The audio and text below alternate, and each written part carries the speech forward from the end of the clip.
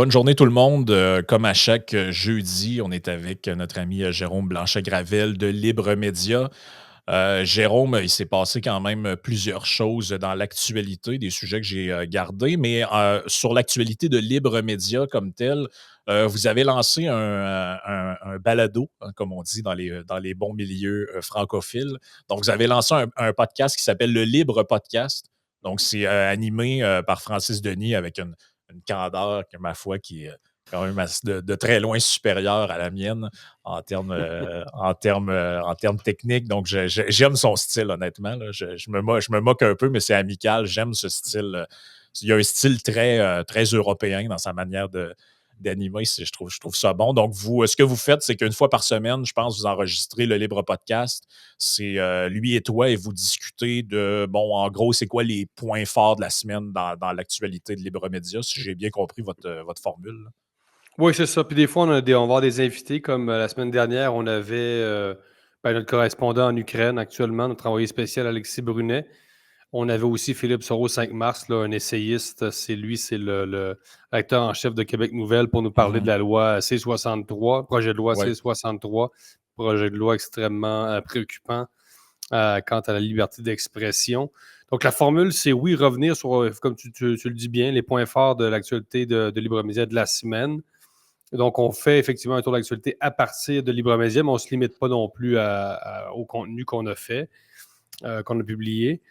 Puis, c'est publié, en fait, c'est diffusé chaque vendredi après-midi, fin d'après-midi. Donc, c'est disponible pour le début de la fin de semaine. Donc, surveillez ça. On a quand même déjà des bonnes statistiques. C'est le fun. Les gens ont embarqué assez vite. Je pense qu'on a pu accrocher assez vite notre auditoire. Puis, ça permet d'aller chercher aussi des gens qui peut-être consultaient moins le site. On sait que bon, les nouvelles écrites, les articles écrits, c'est un créneau. Nous, Ouais. on a beaucoup, évidemment, à la base de Libre Média, c'est la presse écrite, mais on le sait, vous êtes très, très bien placé pour le savoir. Ouais. Le podcast, le format audio, radio, et c'est probablement le plus consulté. Là, je ne sais pas, je n'ai pas regardé les statistiques à l'échelle mondiale, mais on s'entend. L'audio, le vidéo, enfin, ça, c'est vraiment 100% audio. Par contre, ce podcast-là, Oui, absolument, qui est disponible sur Apple Podcast. Là, je le dis pour les auditeurs, des fois, il y en a qui le cherchent. Donc, si vous écoutez via Apple Podcast, c'est disponible. C'est disponible évidemment sur Spotify qui domine pas mal le marché, en tout cas en Amérique du Nord. Même Amazon Music, TuneIn Radio. Vous l'avez sur d'autres apps un petit peu moins connus là, comme Podchaser ou Boomplay. Donc, ça se trouve relativement facilement, le podcast. Donc, on invite les gens à aller voir ça, le Libre Podcast. Je oui, allez pense que voir ça. c'est un produit intéressant pour vous autres. Puis c'est que le format RSS comme tel, là, uniquement audio que les gens peuvent écouter sur leur téléphone, tout ça, c'est quand même, il y a encore quand même une grosse croissance de possible dans ce milieu-là parce que je me souviens, peut-être 1 an ou 2, j'avais regardé les statistiques là-dessus et puis, on n'est même pas à un Canadien sur 2 qui sait c'est quoi un podcast là, au Ah Canada. oui, Là, OK. donc, il y a encore beaucoup, malgré, on dit souvent les médias traditionnels sont en déclin et tout ça, mais oui, mais le déclin est quand même long. Là. Il y a quand même encore beaucoup de gens qui ne savent pas trop c'est quoi un podcast, ou n'en ont entendu vaguement parler, mais sont plutôt encore, ils écoutent le 98.5 à Montréal, ou ils écoutent, je ne sais Ouais, pas, ici Radio-Can. puis j'ai le feeling qu'une partie de ces gens-là vont mourir en ne sachant toujours pas c'est quoi un podcast Ouais, aussi. probablement aussi. Fait Là, que, tu sais, j'ai de la famille plus éloignée, des oncles et des tantes qui pensaient qu'il y avait une différence entre un podcast et un balado. Là, tu sais, fait que, ouais, ouais. à part qu'un est subventionné et l'autre l'est pas, là, mais Ouais, ça, c'est c'est ça. Non, c'est ça. Donc, ben, ça faisait longtemps que vous y pensiez à lancer ça, ou c'est arrivé un peu comme ça parce qu'on n'en avait pas parlé précédemment? Là? Ben, c'était quand même, mettons, une étape naturelle pour nous. Ça vient comme compléter un peu l'éventail de ce qu'on fait. On a beaucoup quand même de vidéos, Oui, les grandes entrevues, ce qu'on appelle les couvertures spéciales aujourd'hui. Donc, tu sais, quand par exemple, là, hier, j'ai fait une entrevue avec un politologue sur Haïti. Donc ça, c'est les couvertures spéciales, c'est quand on couvre d'actualité vraiment là, du moment. Donc avec un intervenant, j'ai fait sur l'Équateur récemment. Les Ouais. grandes entrevues, bon, mais ça, c'est c'est filmé professionnel. Les couvertures spéciales, bon, c'est plus avec les moyens comme ceux qu'on utilise aujourd'hui. Donc, on a le vidéo sur YouTube, on a évidemment le volet écrit, et il manquait, je pense, l'audio. Et il faut le dire, c'est à l'initiative de Francis Denis, qui est mon co-animateur du podcast. C'est vraiment à son initiative qu'on a Ouais. lancé ça. Moi, il faut dire, j'étais pas mal déjà occupé, mais il m'a convaincu que oui, ça allait compléter l'éventail. Puis je suis d'accord. Je pense qu'écoute, déjà, on a déjà plus de, je pense, 2000 visionnements là, par épisode, les deux. Donc, on est déjà, je pense, on est déjà fidélisé en quelque sorte, là, je pense, Non, l'auditoire. Puis c'est c'est ça, bien. ça vient compléter la diversité de formats qu'on a à Libre Média. Ouais, puis honnêtement, vous ferez faites le test, les gens qui nous écoutent ou qui nous regardent, c'est justement ça le point. Comparez le degré d'attention que vous avez lorsque vous regardez une émission comme présentement ou si vous nous écoutez par RSS. Ça dépend des types de personnalités, mais personnellement, pour moi, lorsque j'écoute seulement, mon attention est portée davantage sur le contenu que sur des Ouais. détails insignifiants. Lorsqu'on regarde une conversation entre des gens, là, il y a des gens en ce moment qui regardent, ils essaient de savoir c'est quoi la boîte qui est là. Tu sais. Ouais. Il y a un Mais routeur C'est quoi la boîte d'ordinateur. qui est là, Frank? C'est C'est quoi ça, cette affaire-là? c'est quoi cette affaire-là? Les gens essaient de voir la marque du rideau en arrière. Là. Il y a Ouais, des gens Joey, qui. une calotte C'est ça. installée. Puis là, les un gens autre sont comme podcast en c'est quoi plus. c'est quoi la marque de la chemise de Jérôme? Il y a comme un petit carré rouge. Fait que puis c'est pas mal Chemise d'extrême intentionné. droite. Ça, c'est une chemise Chemise d'extrême. extrême. Absolument. Wrangler, imaginez-vous, cowboy, extrême droite, Texas, tout le champ lexical est bon pour Absolument. décrire mon appartenance au camp réactionnaire. Mais tu sais, ça peut paraître un peu frivole comme critère, ce que je viens de dire, mais c'est vrai. C'est que notre attention, Ouais. lorsqu'on regarde la télé ou on regarde un podcast sur YouTube, whatever, est très facilement captée par des détails un peu insignifiants. Tu sais, on se rappelle du débat. Imaginez que vous écoutez le débat entre Mike Pence et Kamala Harris à la radio. Il n'y a pas personne qui parle de la mouche sur la tête de Mike Pence ou de la goutte de teinture de Rudy Giuliani dans une conférence de presse. C'est le visuel capte des éléments qui sont non nécessaires souvent à la compréhension d'un propos. Puis quand on fait le test d'écouter comme il faut un podcast uniquement en audio, on se rend compte que notre compréhension de ce qui est raconté est un peu différente, je trouve, de la vidéo.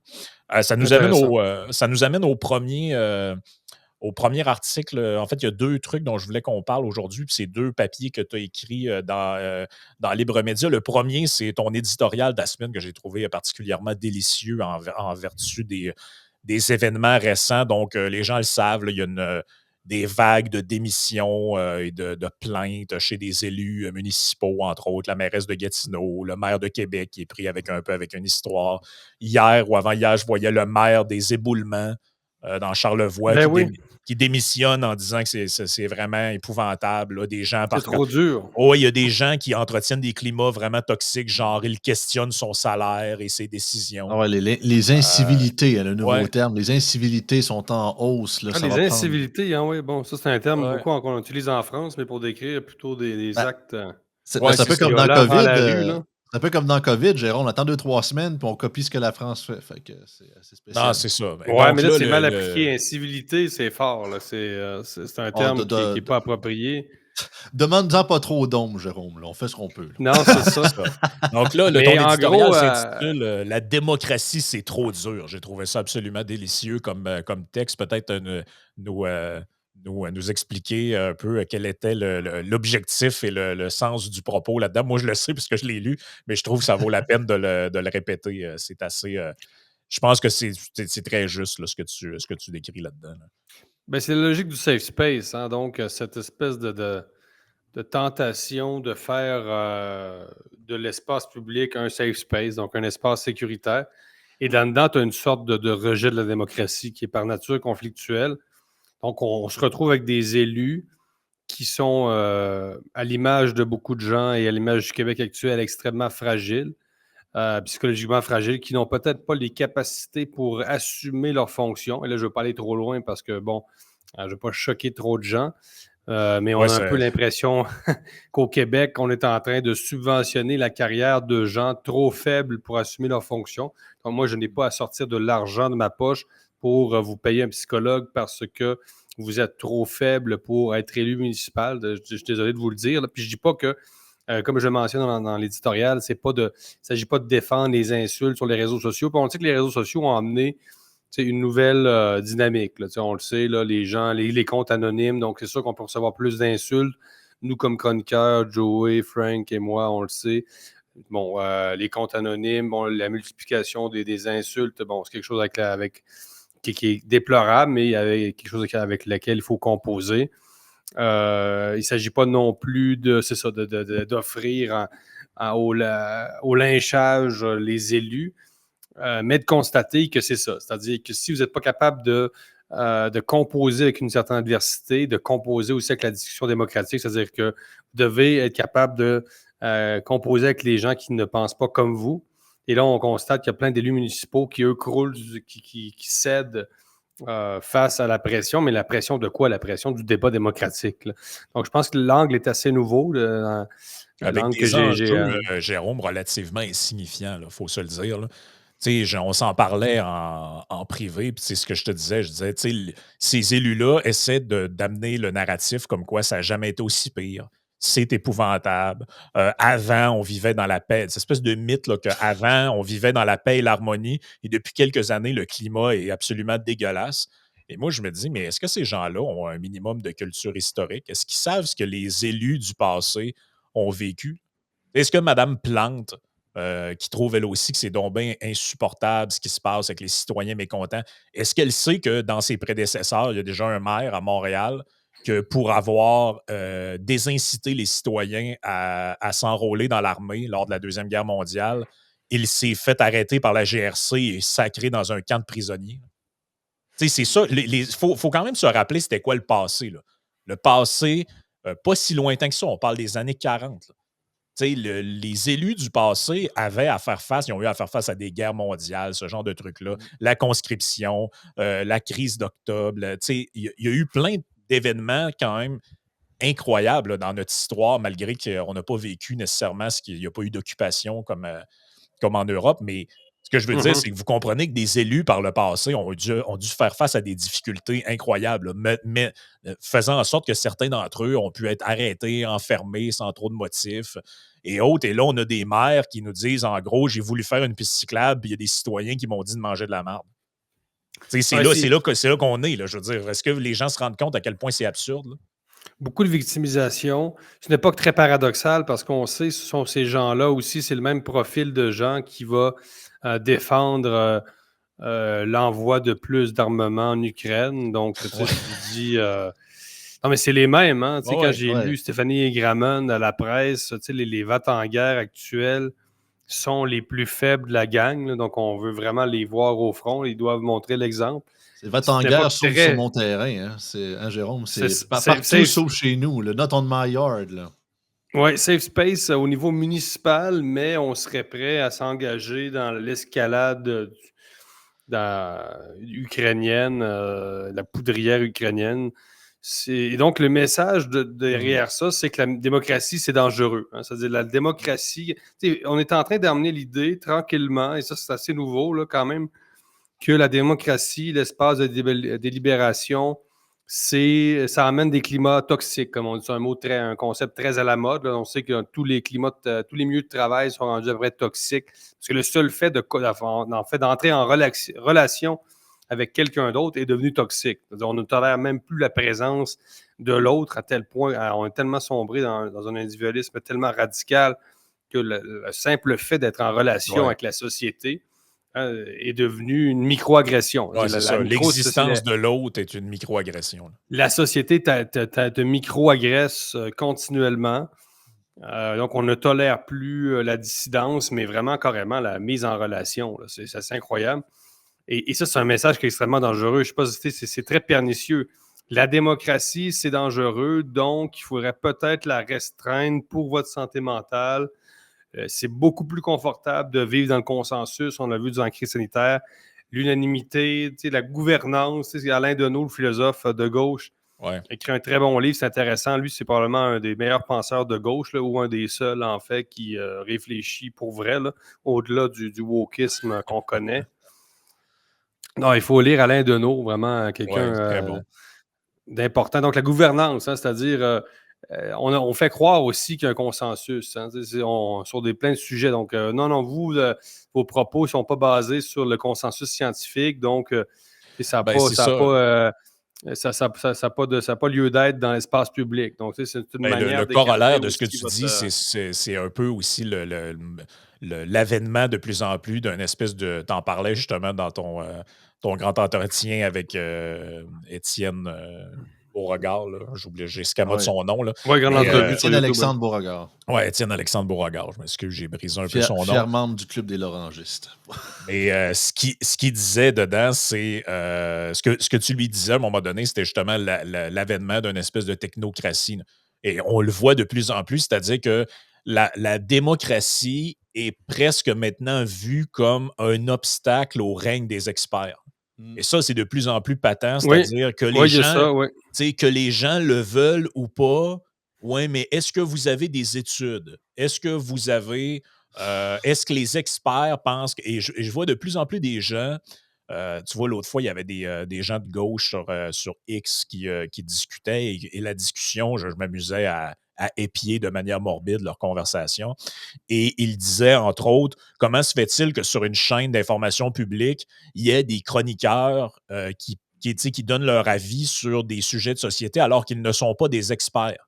Donc, si, mettons, la question est sur le décrochage scolaire, on va dire, ben, pourquoi est-ce que les gens qui sont là ne sont pas uniquement des spécialistes en pédagogie de l'université McGill ou l'UQAM ou je ne sais pas quoi? Comme si maintenant, l'avis des gens ne comptait plus, l'opinion de la population n'est plus importante. C'est que les gens veulent ou pas un transport en commun ou qu'ils veulent ou pas un pont, une route ou qu'ils veulent ou pas X, Y décision, c'est plus ou moins rendu important. Ce qui est important, c'est est-ce que les experts et la science est d'accord avec ça. Moi, je trouve ça inquiétant. C'est ça, Comme l'expertocratie.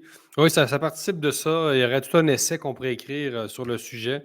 Dans le fond, un expert, c'est quoi? C'est un clerc. C'est-à-dire c'est un membre du clergé qui est autorisé, lui, qui a reçu l'imprimature et qui est autorisé à propager la bonne nouvelle, en gros. Il y a pas la différence entre un expert et quelqu'un comme moi. Pourquoi moi, je serais moins expert?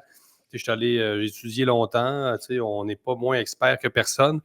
Après, bon, c'est vrai que des sujets aujourd'hui qui nécessitent un certain nombre de connaissances scientifiques, comme la crise sanitaire, c'est un bon exemple, là, puis les changements climatiques, mais on ne peut pas justifier la confiscation du débat au nom du manque de connaissances de la population. Là. En fait, c'est exactement comme l'Église catholique, les fidèles, c'est-à-dire les catholiques, eux, n'étaient même pas tenus de lire la Bible. Hein. C'est les protestants qui ont inventé ça. Donc, les protestants ont amené l'idée que tout le monde pouvait avoir sa Bible. Ouais. Pas besoin d'intermédiaire. C'est ça. Après, c'est vrai que la Bible aussi, c'est un texte extrêmement compliqué. Puis bon, tu fais une thèse de doctorat sur chaque verset. Là. Mais vous comprenez, là, c'est-à-dire vous êtes finalement des pas bons. Là. Vous êtes une gang de pas bons, puis nous autres, on sait de quoi on parle. En gros, c'est le message qu'on a reçu assez souvent dans les dernières années. Là. Ben oui, puis il y avait un texte l'autre fois d'une chroniqueuse dans le Journal de Montréal qui disait, c'était absolument méprisant, là, elle parlait de l'éternel débat à Québec sur c'est ce qu'ils font, un troisième pont ou un tunnel, whatever. Et elle disait, par rapport aux consultations publiques que la CAQ va faire, elle disait, bon, on va laisser aux soins de Mme Tartampion. On va demander à Mme Tartampion ce qu'elle pense de la mobilité, puis tout ça. Tu sais, sous-entendu, le citoyen n'a pas à être consulté pour ce qui se passe dans sa propre ville. Il doit payer ses impôts, payer ses taxes, attendre que les experts lui disent ce qui est bon pour lui et finalement hocher du bonnet, acquiescer à ce que le règne des experts lui dit. Mais en même temps, tu te dis, mais moi, je veux bien que vous défendiez ce modèle-là, mais arrêtez de nous dire qu'après ça, vous êtes des remparts de la démocratie. C'est ça le paradoxe, c'est que ces gens-là passent la moitié de leur journée à nous dire que Donald Trump est une menace à la démocratie, Pierre Poilievre menace la démocratie, les fake news sur Internet menacent la démocratie, moi, toi, Joey, peu importe, les gens qui nous écoutent, vous êtes tous des menaces à la démocratie. Et l'autre moitié de la journée, ils nous disent qu'il ne faut plus écouter ce que les gens ont à dire. Il faut que ce soit le règne des experts. Ben là, Ah non, puis avec cette logique-là, je vais faire un jéromisme. On serait jamais allé sur la Lune si on aurait suivi cette logique-là. Là. Tu sais, Kennedy, We will go to the moon. Sont où vos études? Qu'est-ce que ça apporterait à l'humanité d'aller là? Tu sais, mais là, que les gens, on a-tu besoin de tant que ça? Tu sais? C'est tellement stupide. C'est tellement, tu sais, autant que oui, faut pas, tu sais, qu'on fait un projet, whatever, ça prend toujours un plan clair et précis. Il ne faut pas que tu y fasses ça la petite semaine, puis tu y vas comme je te pousse, puis que ça soit écrit sur un coin de table. On comprend ça. Mais quand, tu sais, tout est, m'a dit comme, on va prendre Kennedy, tout est impossible jusqu'à ce que ça devient possible.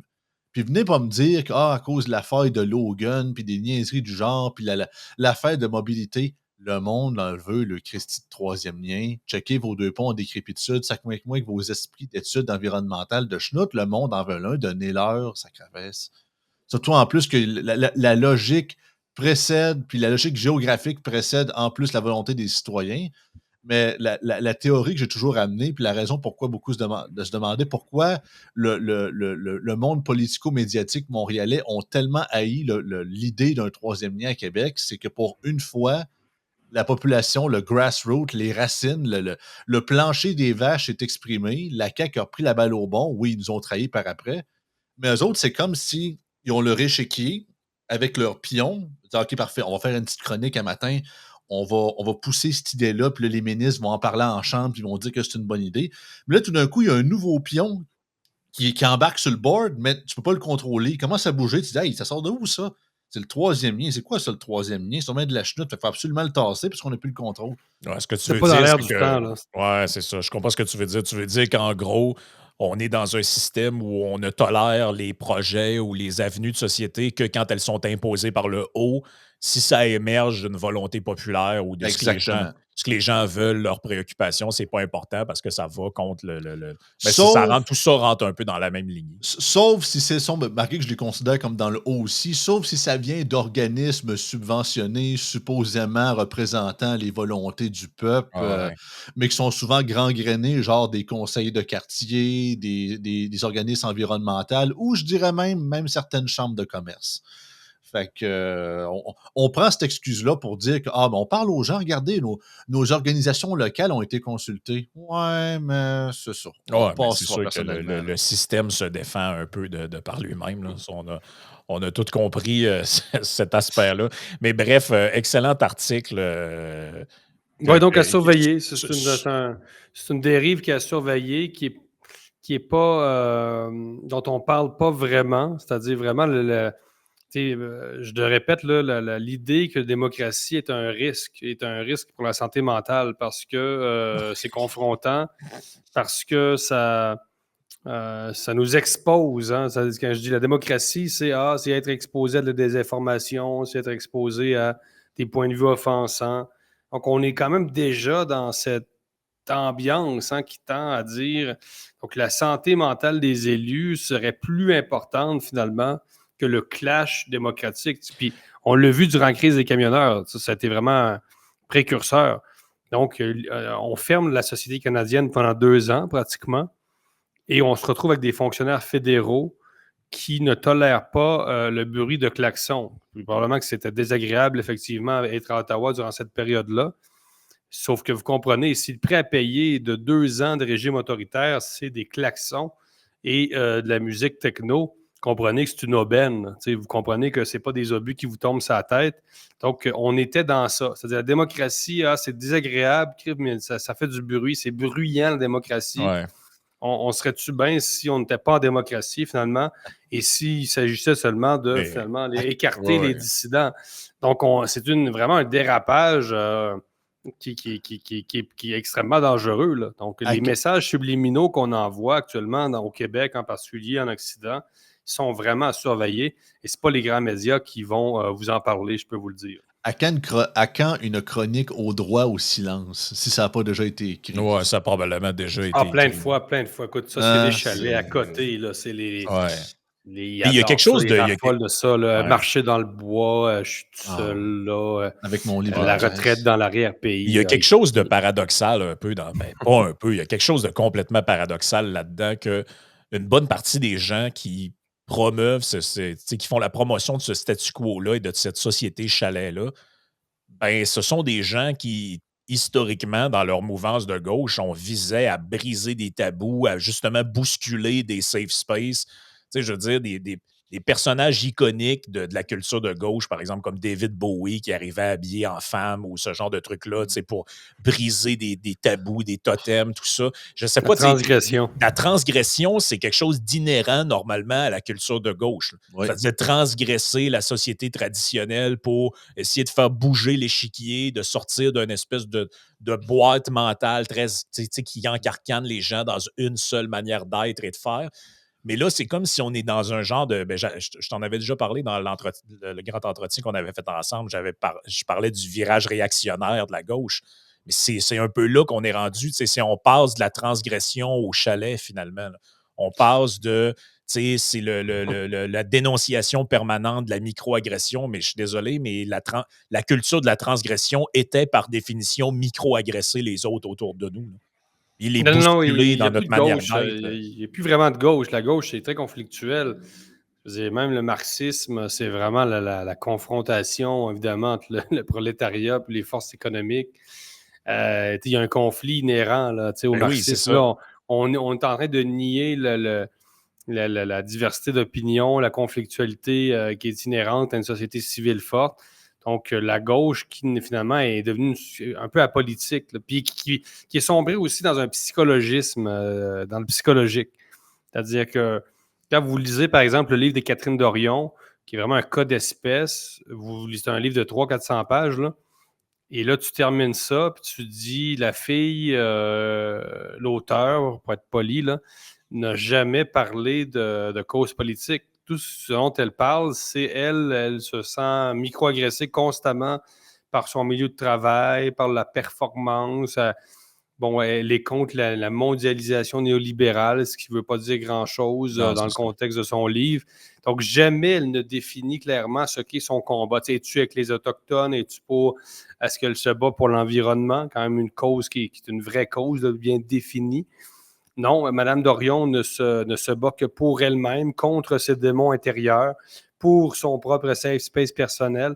On est vraiment dans le psychologique. C'est-à-dire, c'est ce qui me fait dire dans des textes que le wokisme est peut-être plus psychologique que politique. C'est-à-dire, on est vraiment, et on le voit aussi sur Netflix, on est dans une époque vraiment psychologisante et psychologique. C'est-à-dire, tout est psychologique, tout est microagression, à tel point que les élus réclament un safe space. C'est-à-dire, ils Ouais, ne mais veulent plus être et confrontés. C'est incroyable. tout est maladie et problème. Il y avait encore un Oui. article, il y avait encore un article il y a quelques jours qui nous parlait de la. C'était un très bon article pour une fois dans le journal Le Devoir qui parlait de la surmédicalisation des jeunes garçons au Québec, comme quoi que on se fait croire qu'on est meilleur en diagnostic qu'ailleurs, mais que les chiffres sont complètement délirants. Là. Il y a genre 3 fois plus de jeunes garçons au Ritalin et au Concerta au Québec qu'il y en a dans les autres provinces. Il y a une pression de la part du corps du corps d'enseignants des milieux scolaires pour dire aux parents, en gros, faites-le voir par un médecin, votre enfant, il bouge, donc il a besoin d'être médicamenté. C'est rendu que le jeune enfant qui existe, en lui, il a de la pulsion de vivre, il a le goût de vivre, il a le goût de bouger. C'est une maladie, être comme ça. Il faut le soigner. Je ne sais pas si vous vous rendez compte, là, ça en dit long sur une société, sur la médicalisation de l'enfance. Oui, c'est En un grave gros, problème. Oui. c'est qu'en gros, le fait que l'enfant ait le goût de vivre et qu'il ne soit pas assis sur une chaise de manière C'est ce qu'on va amorphe, appeler l'hyperactivité, là, c'est ça. mais oui, la tendance au Québec, on n'a vraiment plus un regard naturel sur les choses. Là, on vit une existence hermétique, là, sérieux. Puis même l'été, si le monde recourt à l'air climatisé, bon, je ne suis pas contre l'air climatisé, mais les gens sont devenus tellement intolérants à leur environnement naturel, à la vie comme telle. C'est-à-dire, dès qu'il fait 16 degrés, le monde va se mettre dans l'air climatisé. C'est comme censurer le climat. Tu te dis, là, tu as besoin d'un safe space parce que tu n'es pas toléré 17-18 degrés. C'est Puis je sais que ça, c'est un commentaire là, que les gens vont pas comprendre tout à fait, mais quand vous revenez du Mexique, tout ça, il y a des choses qui nous frappent. Tu reviens l'été au Québec, là, tu es dans une glacière, tu rentres au IGA, Chris fait moins 42, là, tu te dis, what the fuck, les gars, man, qu'est-ce qu'ils foutent ces gens-là?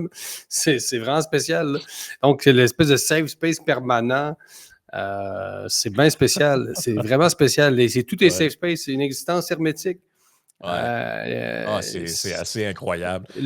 En tout cas, bref, vous comprenez l'idée. Ouais. Parlons brièvement, pour le temps qui nous reste, d'un endroit où c'est zéro un safe space, en fait. C'est probablement l'inverse d'un safe space. Vous avez publié à Libre Média Haïti, la stratégie du chaos. Donc, c'est un reportage, là, dans le fond, que vous avez fait, écrit un texte pour l'accompagner. Honnêtement, je le dis en toute transparence pour les auditeurs, j'ai vu un peu que Haïti était dans le cœur de l'actualité pour ce qui s'y passait en ce moment. Je connais dans les très grandes lignes un peu le contexte, mais je ne suis vraiment pas un spécialiste de ça. Ouais. Toi, tu es plus au courant que moi.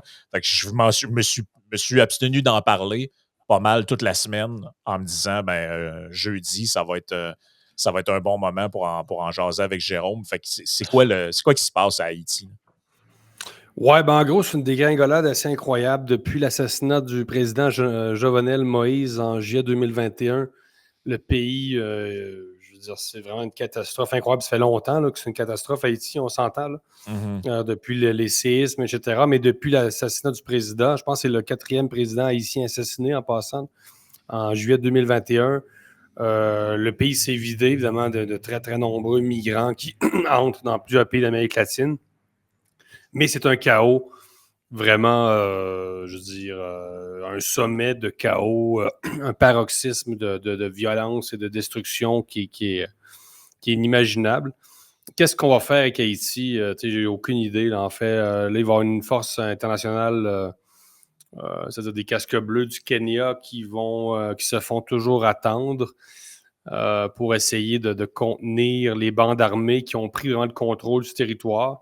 Donc, en gros, les gangs de rue contrôlent Port-au-Prince et on les soupçonne évidemment d'être le bras armé du gouvernement, du premier ministre Ariel Henry, qui est lui-même soupçonné d'avoir participé à l'assassinat du président.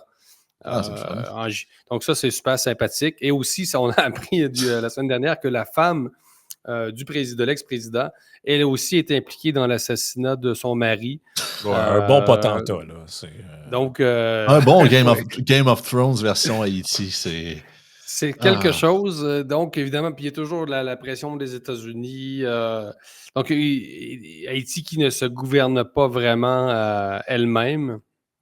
La perle des Antilles. Je ne sais pas si Haïti, c'est féminin ou masculin, en tout cas, bref. Donc, ce qui se passe en Haïti, c'est le chaos, les gangs de rue, viol, intimide, extorsion. C'est vraiment des pénuries aussi en tout genre, médicaments, essence. Les gangs de rue contrôlent l'approvisionnement en essence dans plusieurs coins du pays. Donc, on essaie à l'UA Média, on a essayé d'y voir plus clair.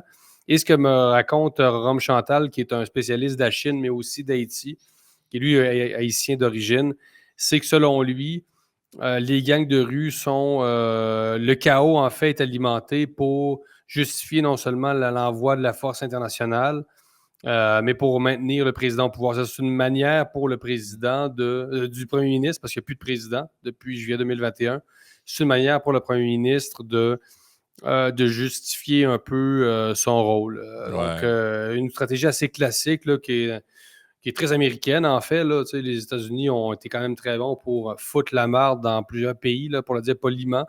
Et ça a été donc la stratégie du chaos. Et les États-Unis, c'est ça. Grosso modo, c'est eux qui contrôlent Haïti, là, et qui désignent les présidents, etc. Donc, mais tu sais, quel intérêt ont les Américains à ce que cette île-là, il n'y a jamais rien qui fonctionne dessus? Tu sais, je veux dire, ça pourrait, à la limite, rendu là, leur intérêt, ce serait plutôt d'en faire un territoire comme, par exemple, les Porto Rico. Oui, c'est ça. Où il y a au moins une gouvernance à peu près fonctionnelle, un niveau de vie plus élevé. Je ne dis pas que c'est parfait à Porto Rico, comprenons-nous bien. Là. Mais ce que je veux dire, c'est que Porto Rico, c'est pas Haïti. Là. Ouais, puis L'intérêt, c'est toujours des ressources naturelles, ça c'est sûr, l'extractivisme. Puis tu sais, gars, l'ancien président, lui, il avait fait fortune dans les bananes. Puis tu sais, il y a toujours les fruits, les légumes. Non, mais c'est vrai, en Amérique latine, c'est des commerces très forts. Même au Mexique, ouais. vous avez Non, non, une guerre de l'avocat. C'est-à-dire, il y a des cartels qui se pointent sur des terrains et disent, vous cultivez du maïs, à partir de demain, votre terrain, c'est le nôtre et on met des avocats. Puis si vous n'êtes pas d'accord, on vous tire une balle dans la tête. Juste les avocats au Mexique, c'est pas loin de provoquer des conflits armés, là. Donc, il faut quand même. Donc, les bananes, ça a l'air super, ça a l'air rigolo, là, mais il y a quand même des luttes de pouvoir pour des fruits, là, dans l'Amérique latine, ça va loin. L'autre intérêt que les États-Unis auraient, je te dirais, c'est que Haïti ne se tourne pas vers la Chine, jamais, parce que ça, c'est toujours le risque.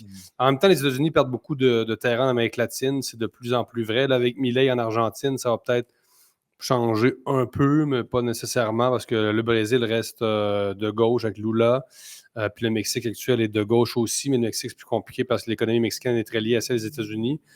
Mais l'intérêt des États-Unis, c'est d'abord peut-être des ressources naturelles, sans tomber dans les théories du complot, mais surtout que l'île ne se tourne pas vers la Chine. Puis ça, c'est un réflexe un peu naïf aussi qu'ont des pays pauvres. Quand ça va mal, là, on n'aime plus les Américains, puis on essaie de se tourner vers la Chine ou la Russie. Et là, il y a des manifestations où des gens vont brandir des drapeaux de la Russie. Je pense pas que la Russie va sauver Haïti, on s'entend, là, ça n'arrivera pas. Là. Je pense pas que personne va sauver Haïti. C'est ça la triste réalité. Moi, j'ai un de mes oncles qui est retraité maintenant depuis plusieurs années. Il était comme policier à faire de la formation en Haïti il y a longtemps. Là, et c'était essentiellement les mêmes problèmes dont on parle aujourd'hui. Là. C'est une absence de structure, c'est une absence de. Les gens ne réalisent pas à quel point, en Occident, il y a des structures qu'on prend pour acquis qui font en sorte que les choses fonctionnent.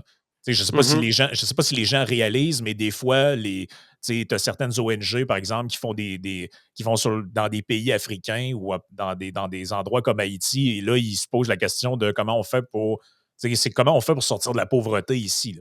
Et là, il y a des constats aussi banals que entre telle entreprise et tel village, il n'y a tout simplement pas de route. Ici, on ne se pose pas ce genre de questions-là. Ouais, il y a une entreprise qui produit telle affaire, mais pour sortir les marchandises, il n'y a même pas de route. C'est dans le bois. Là. Les gens ils sont au travers de la forêt, de la jungle, appelez ça comme vous voulez. Là. Donc, on part tellement de loin pour certains endroits. Mais de ce que j'avais compris, Haïti, c'est dans. Il faut revenir à la base de la base. Il y a un manque de structure et d'organisation qui est, pour reprendre un mot à la mode, c'est systémique. Là. C'est les chanteurs de... Oui, c'est systémique. Non, on ne sait pas trop. Puis bon, moi, mon intervenant avec qui j'ai parlé, lui pense que il faudrait mettre sur pied un gouvernement d'experts indépendants, haïtiens, un gouvernement de transition. Il pense que c'est la seule manière de sauver le pays, entre guillemets.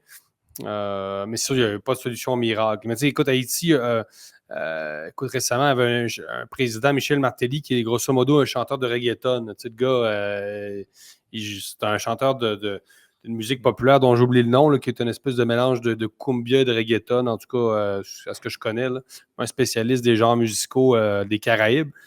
Mais le gars, c'est un gars qui était avec sa chemise hawaïenne ouverte jusqu'au nombril qui devient président. Là. C'est absolument pas sérieux.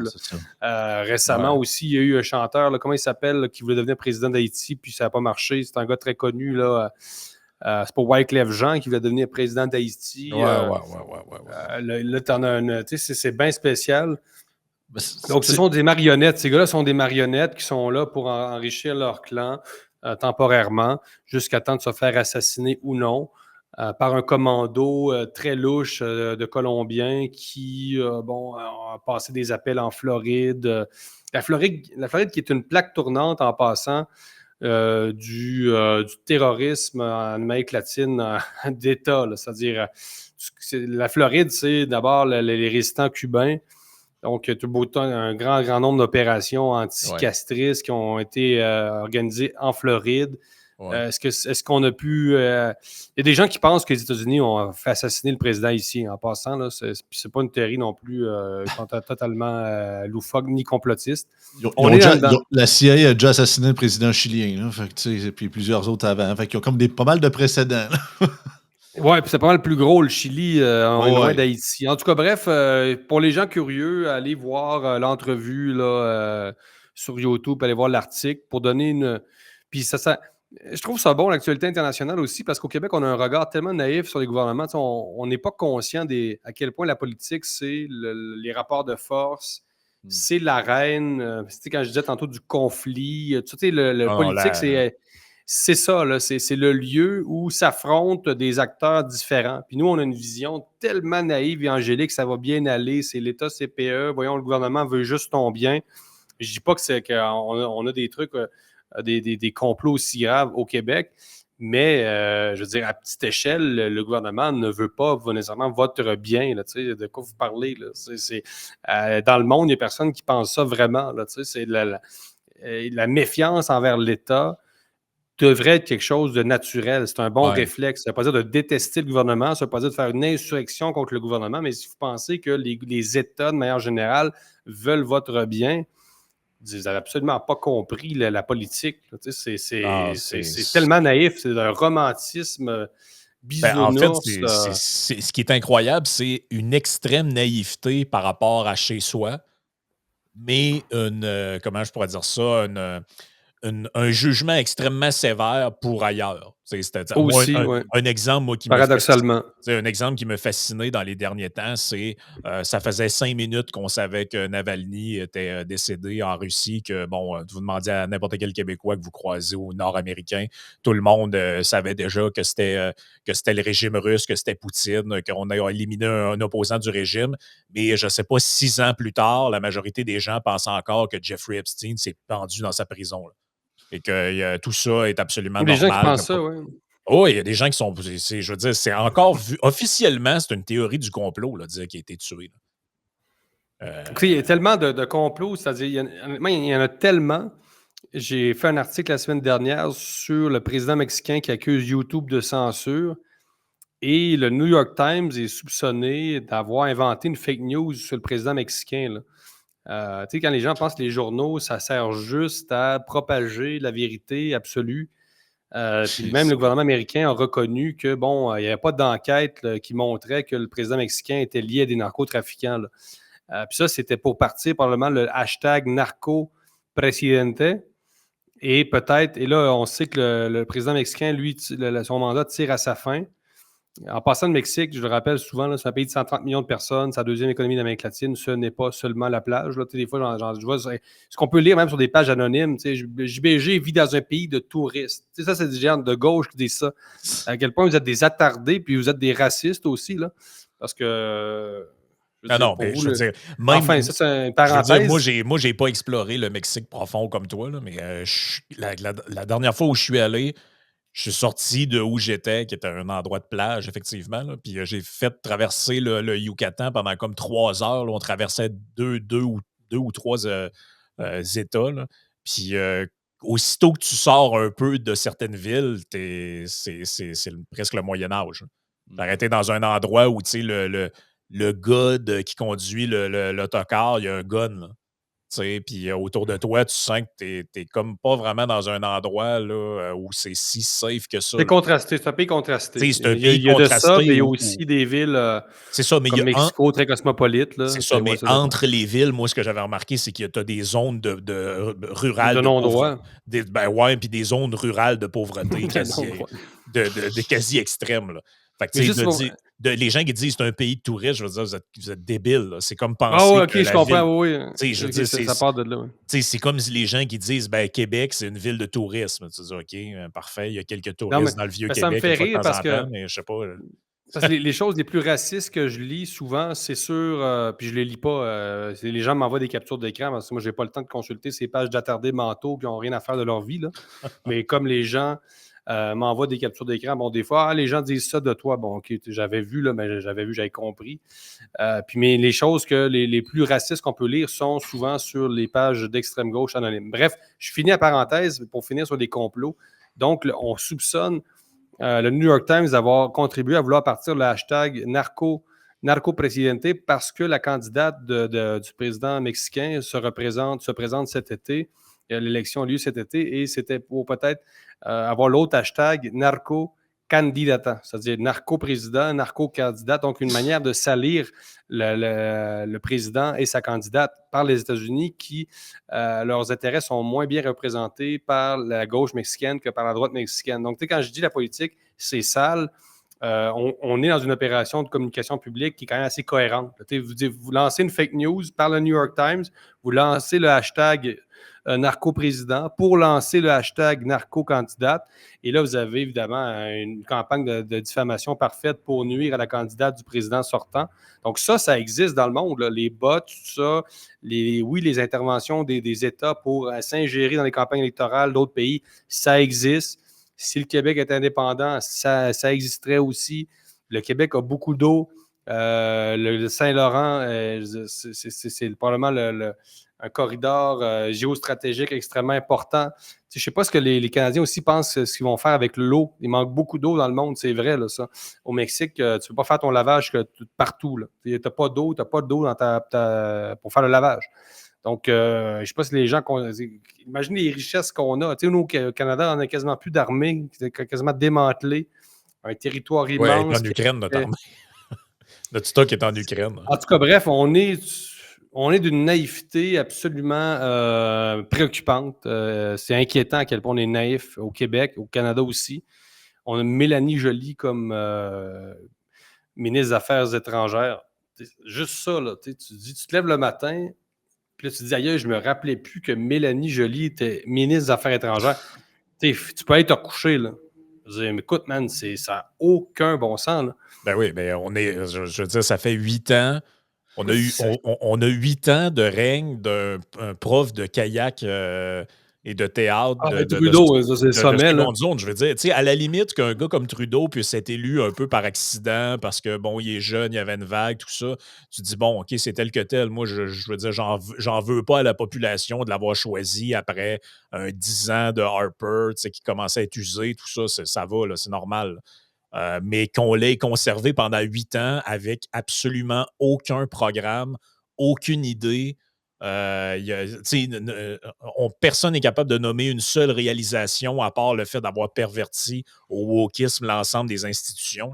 Ce sera son legs politique, c'est ça. C'est d'avoir perverti je veux dire, hier encore, il y a des gens qui nous envoyaient des images d'une base militaire en Ontario où c'est un gars qui faisait la job, qui envoyait les photos.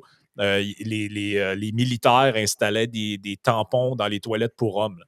Je veux dire, c'est ça l'héritage de Trudeau, là. C'est ce qu'il a fait du Canada. Des minages trans en Ukraine. Ben oui, 7 millions. Ben oui, parce que somehow, ce sera un progrès d'envoyer se faire sauter sur des mines des minorités sexuelles.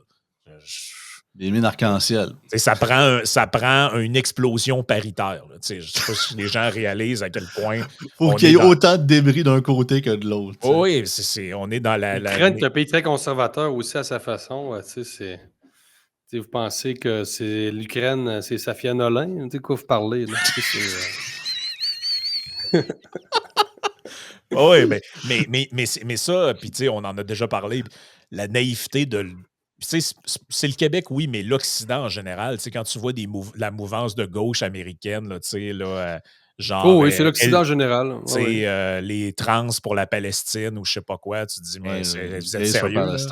Est-ce que vous êtes sérieux, là? Je veux dire, c'est en 5 minutes là-bas, vous êtes démembrés, on vous promène dans des derrière de boîtes de pick-up, il y a un barbu avec une Kalachnikov qui se filme en riant, là. C'est ça la réalité de ce coin-là du monde. Est-ce que vous êtes sérieux, là?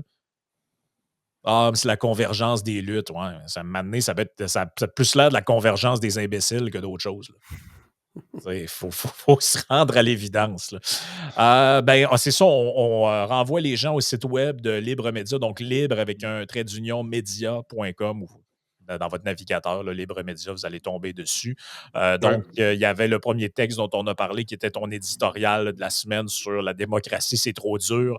Il y a évidemment ce reportage-là, Haïti, la stratégie du chaos. Donc, très intéressant d'en apprendre un petit peu plus sur ce pays que tout le monde connaît sans connaître, finalement. On sait tous si tout le monde... on est lié par la francophonie. On a beaucoup d'Haïtiens, c'est pour ça, c'est comme un pays frère. C'est ça. Mais c'est ça. Moi, mettons, si je voulais faire un reportage là-bas à caméra, ça me prend carrément des gardes du corps, là, juste avec ma face. sors de l'aéroport avec une. Puis même, je Ouais, le sais, là, même gringo, au ouais, Mexique, c'est ça. dans certains coins, tes minorités ethniques identifiées, signe de pièce d'en face. Donc, en tout cas, ça, c'est quelque chose que j'aimerais faire, mais ça me prendrait vraiment, je pense, au moins un guide de la sécurité solide pour débarquer à Port-au-Prince, là.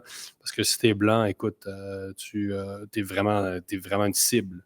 Mm. Enfin. Ouais, c'est ça. Non, c'est plus ou moins recommandé, comme on dit, à moins d'être Ma bien femme ne voudra pas. préparé.